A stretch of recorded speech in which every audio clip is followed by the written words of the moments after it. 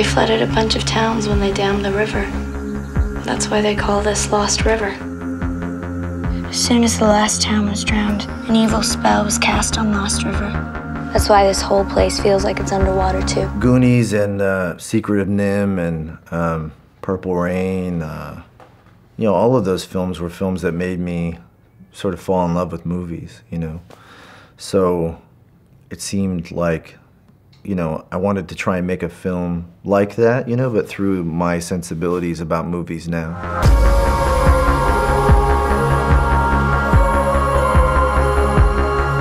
It's funny because I think if you make something that wants to feel like a dream, you're immediately in David Lynch territory, you know. It's like he's done such an amazing job of capturing that sort of dream state and dream logic that you kind of can't make a movie that's a dream without sort of like wandering into Lynch territory, you know. We wanted to give a color to the, you know, because it borders on fantasy, and so we wanted to give a sort of a color that was signature to the film that had like a, you know, slight fantasy feeling, and I just love purple, and I feel like it lends itself really beautifully to film.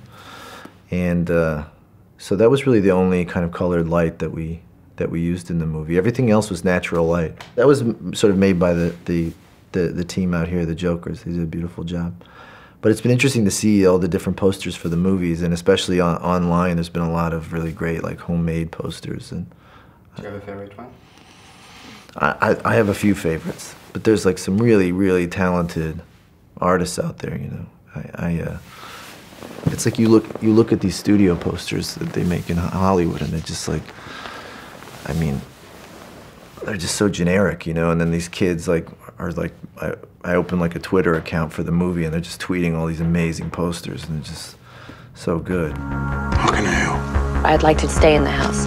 Do you mind if I ask why? I have 2 boys, and that is our home.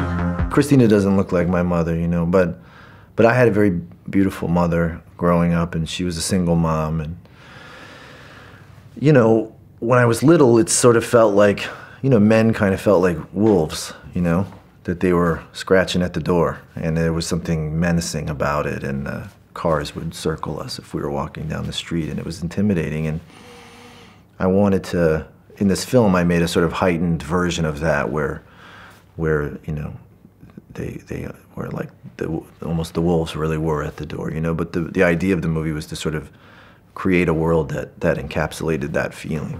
You're a very beautiful lady. What's this? It's a job.